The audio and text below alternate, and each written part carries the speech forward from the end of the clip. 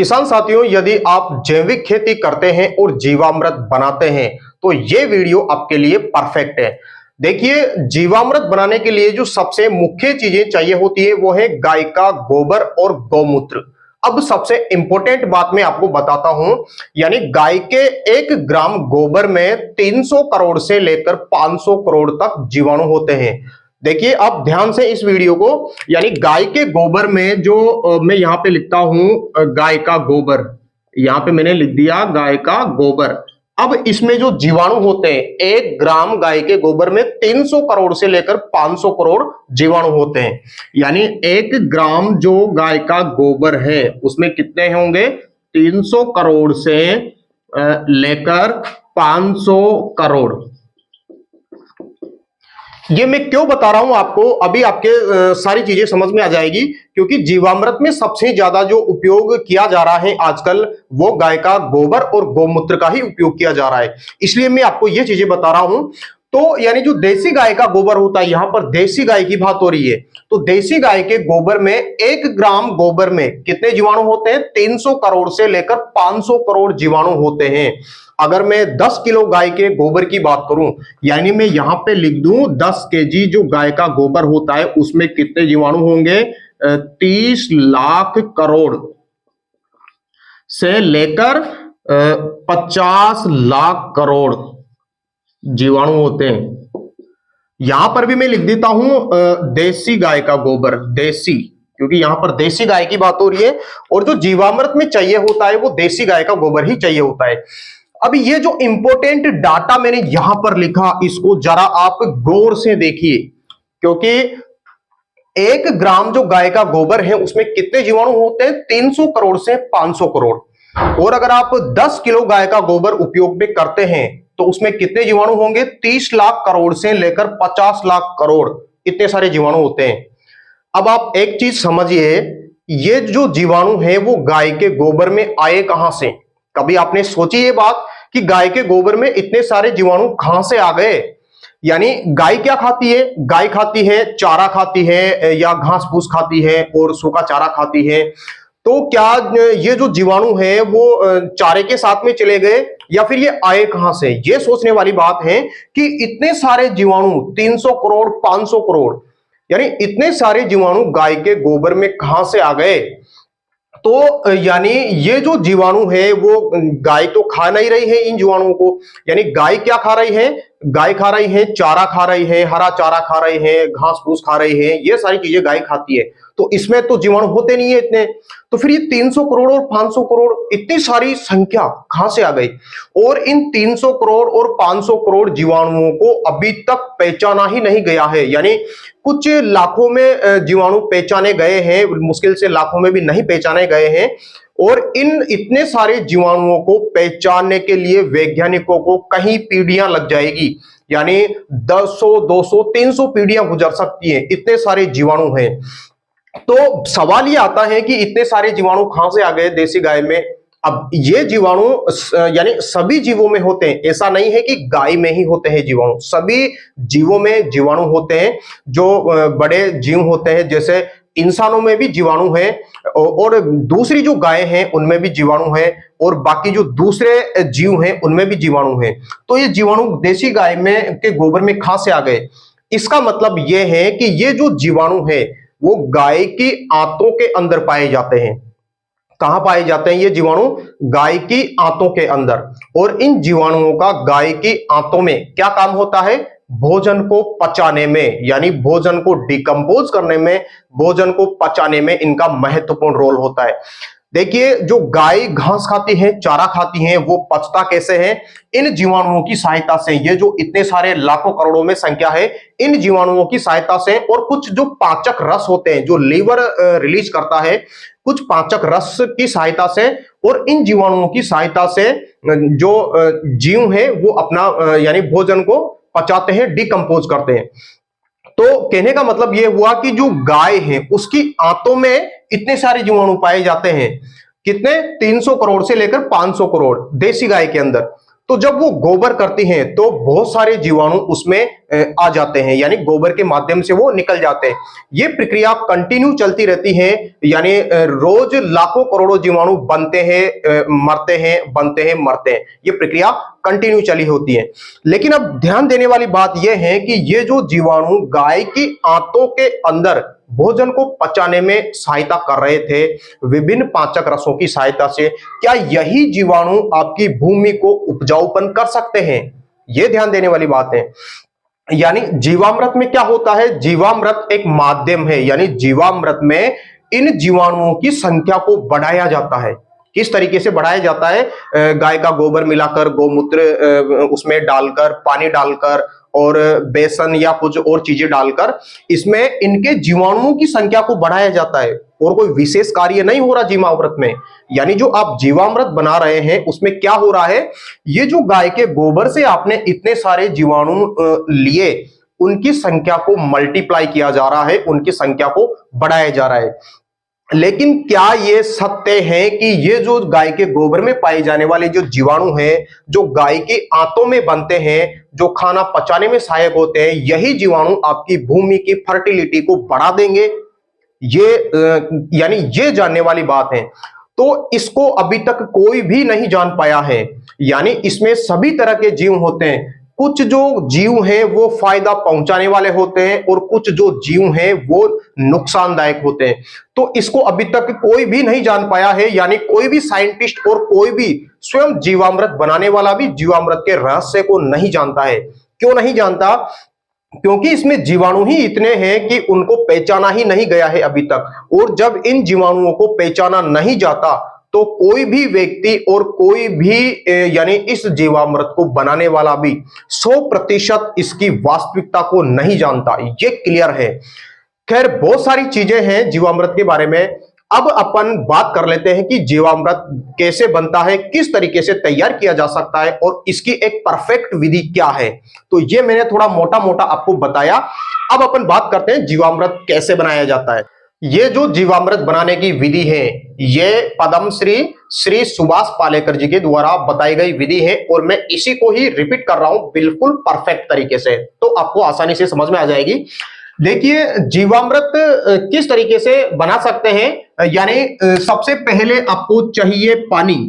मैं perfect ratio बताऊंगा आपको, परफेक्ट चीज बताऊंगा, इसमें गलती की बिल्कुल भी गुंजाइश नहीं है। तो पानी आपको कितना चाहिए? पानी आपको चाहिए 200 लीटर। पानी कितना चाहिए? 200 लीटर। लेकिन कौन सा पानी? पानी तो बहुत सारे तरीके के होते हैं। तालाब में भरा हुआ पानी है, या कई जगह पे पानी है, बांध में भरा हुआ पानी है।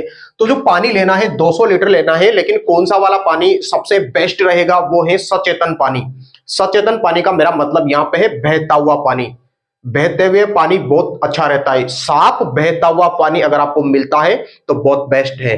अन्यथा आप कुआं जो होता है, ट्यूबवेल है, उसका भी ले सकते हैं। तो पानी 200 लीटर। उसके बाद में आपको लेना है गौमूत्र। गौमूत्र कितना लेना है आपको? 10 लीटर। 10 लीटर आपको गौमूत्र लेना है। लेकिन किसका गौमूत्र लेना है? देसी गाय का। यहां पर मैं लिख देता हूं, देसी गाय। देसी गाय का गौमूत्र लेना है। और गौमूत्र किस हिसाब से? यानी जितना ज्यादा पुराना गौमूत्र होगा उतना ही बेस्ट रहेगा। यानी जितना पुराना होगा उतना बेस्ट रहेगा। तो गौमूत्र 10 लीटर देसी गाय का, और पुराना गौमूत्र लेना है आपको, ज्यादा इफेक्टिव रहेगा, यानी ज्यादा अच्छा रहेगा। जितना पुराना हो सके उतना। उसके बाद में गोबर कितना लेना है आपको? 10 केजी। गोबर कितना लेना है आपको? 10 केजी। कौन सा? देसी गाय का। देसी गाय, ये मैं यहां पर लिख देता हूं, ठीक है। अब देखिए, गुड़ कितना लेना है आपको?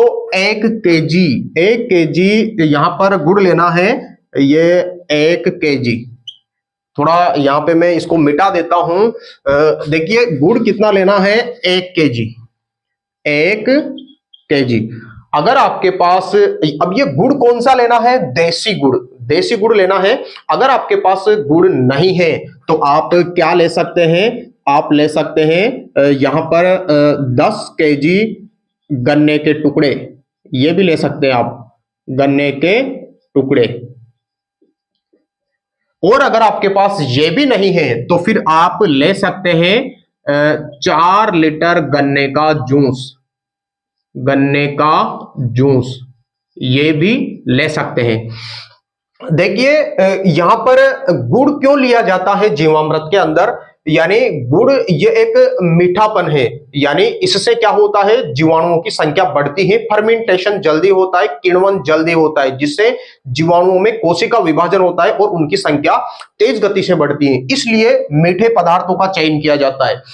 तो जो सबसे बेस्ट रिजल्ट है वो आप गुड़ ले सकते हैं देसी 1 किलो, या फिर अगर आपके पास ये नहीं है तो गन्ना ले सकते हैं आप, गन्ने के टुकड़े 10 किलो। अगर आपके पास ये नहीं है तो 4 लीटर आपको गन्ने का जूस भी ले सकते हैं। और अगर आपके पास ये सारी चीजें नहीं है तो फिर आप मीठे फलों का गूदा भी ले सकते हैं। खैर ये सभी के पास मौजूद होती है, आप इनमें से कोई भी एक ग्लास ले सकते हैं।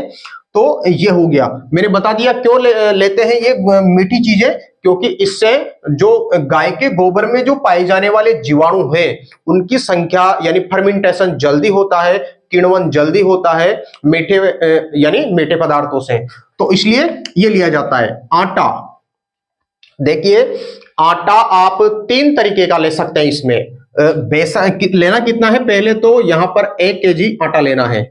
और किस किस का आटा लेना है, देखिए एक तो आप ले सकते हैं चना, चने का आटा भी आप ले सकते हैं, या लोबिया का आटा भी आप ले सकते हैं, या फिर आप ले सकते हैं अरहर का आटा भी ले सकते हैं। इन तीनों में से यदि आपके पास कोई भी चीज है तो उसका आटा यानी पाउडर आप ले सकते हैं। कितना लेना है, 1 केजी।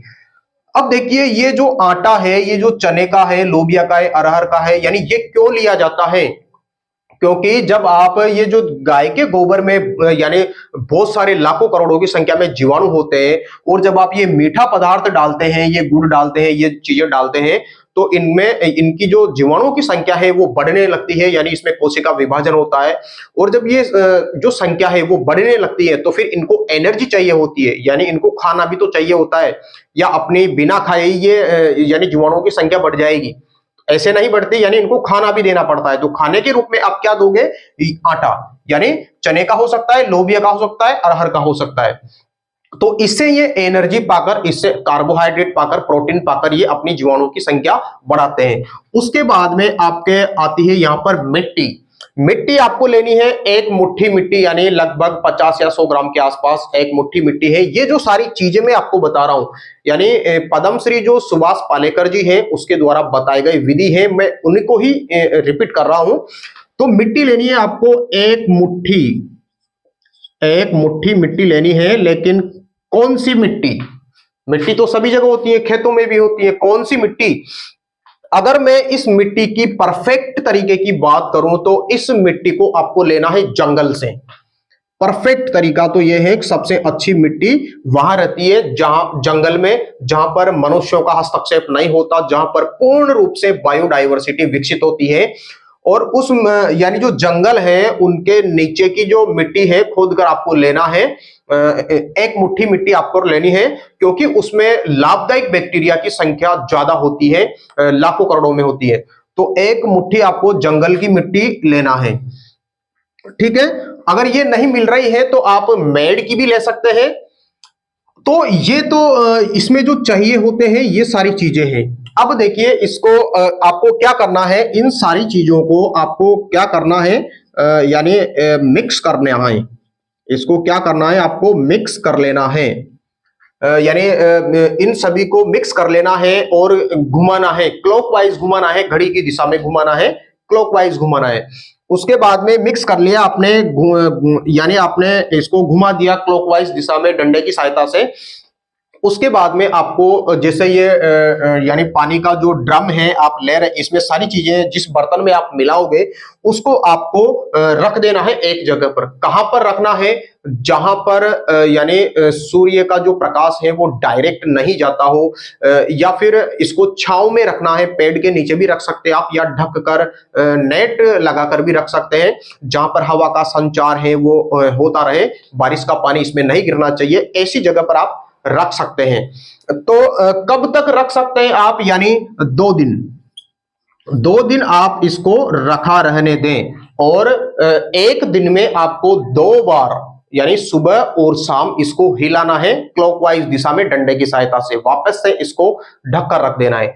और ढकना किससे है आपको, यानी बोरी जो होती है उससे, या कोई कपड़ा है सूती या बोरी है आप उससे ढक कर रख सकते हैं।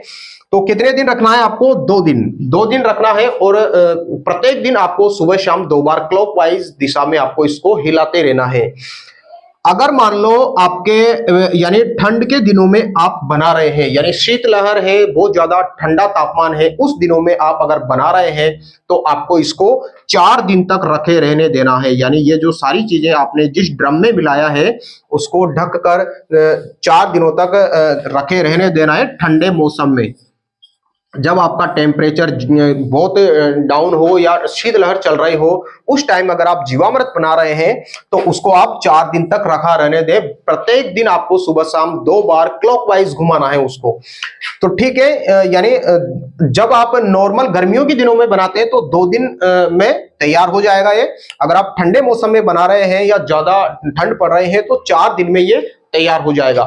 अब देखिए इसका उपयोग आप कब तक कर सकते हैं, यानी इसकी जो अवधि है, वैलिडिटी है, वो आप कब तक कर सकते हैं, 14 दिन।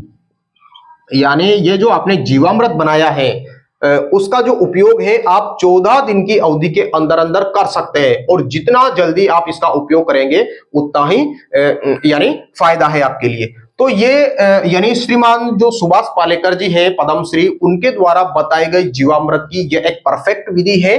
तो उसी को ही मैंने रिपीट किया है।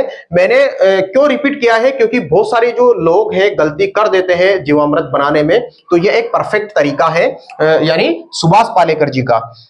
तो इस तरीके से आप इसका उपयोग कर सकते हैं। और अब देखिए मैंने शुरू में जो बातें बताई थी एक बार आपको और बता दूं मैं, यानी ये जो जीवामृत है इसमें जो गोबर होता है गाय का, देसी गाय का जो गोबर होता है, उसमें 1 ग्राम जो गोबर होता है उसमें कितने जीवाणु होते हैं, 300 करोड़ से लेकर 500 करोड़।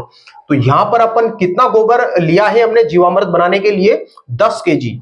यानी 10 केजी गाय के, देसी गाय के गोबर में कितने जीवाणु हो गए, 30 लाख करोड़ से लेकर यानी 50 लाख करोड़। इतने सारे जीवाणु तो इस 10 केजी गोबर में हैं। और जब आप ये सारी विधि करोगे, इसमें ये सारी चीजें मिलाओगे तो कितने जीवाणु हो जाएंगे, कितने मल्टीप्लाई हो जाएंगे, कोशिका विभाजन हो जाएंगे, कितने सारे जीवाणु हो जाएंगे, यानी अरबों खरबों में, करोड़ों में, लाखों की संख्या में जीवाणु हो जाएंगे उसमें। लेकिन क्या यही जीवाणु जो आपने गाय के गोबर से लिए जीवामृत बनाने के लिए, और गाय के गोबर में कहां से आए ये, यानी गाय की आंतों के अंदर थे ये। और आंतों के अंदर क्या काम कर रहे थे, यानी भोजन को पचाने में काम कर रहे थे, डिकम्पोज करने में काम कर रहे थे, विभिन्न पाचक रसों की सहायता से मिलकर। अब देखिए जैसे मैं हूं, अब मेरे शरीर के अंदर भी आते हैं, उसमें भी जीवाणु है। अब जरूरी नहीं है इस गाय के जैसे जीवाणु हो या इतने ही जीवाणु हो, ये जरूरी नहीं है। सभी जीवों में अलग अलग जीवाणु होते हैं, अलग अलग, किसी में कम संख्या होती है, किसी में ज्यादा संख्या होती है। लेकिन सवाल ये उठता है कि जो आपने गाय के गोबर से जो जीवाणु आपको मिले और आपने बहुत सारे जीवाणु बढ़ा दिए इस विधि जीवामृत की सहायता से, क्या यही जीवाणु आपकी मिट्टी की ताकत को बढ़ाते हैं, यानी उसकी फर्टिलिटी को, उसके उपजाऊपन को बढ़ाते हैं? इसकी वास्तविकता को 100% अभी तक कोई भी नहीं जान पाया है, क्योंकि इसमें जो जीवाणु पाए जाते हैं उसके बारे में, सभी जीवाणुओं के बारे में अभी तक खोज ही नहीं हुई, या अभी तक उनको पहचाना ही नहीं गया। और ऐसे वैज्ञानिकों को बहुत सारी पीढ़ियां लग जाएगी जब तक इस जीवामृत का 100% वास्तविकता से किसी को पता लगेगा। लेकिन खैर, जीवामृत वैसे यानी बहुत सारी चीजें हैं, बहुत सारे वीडियो हैं, यानी बहुत सारी बातें हैं। और जीवामृत बनाने की भी अलग अलग विधियां हैं। यानी जैसे ये जो विधि है ये श्रीमान जो सुभाष पालेकर जी हैं उसके द्वारा बताई गई विधि है। और एक जो और भी अलग अलग तरीके के जो अभी जैसे टीसीबीटी में अगर आप जाओगे तो उसमें जीवाणु जल है, ऊर्जा जल है, बहुत सारी जो जैविक विधियां हैं उससे यानी फार्मिंग की जा रही है। बहुत सारे अलग अलग तरीके हैं जीवामृत बनाने के।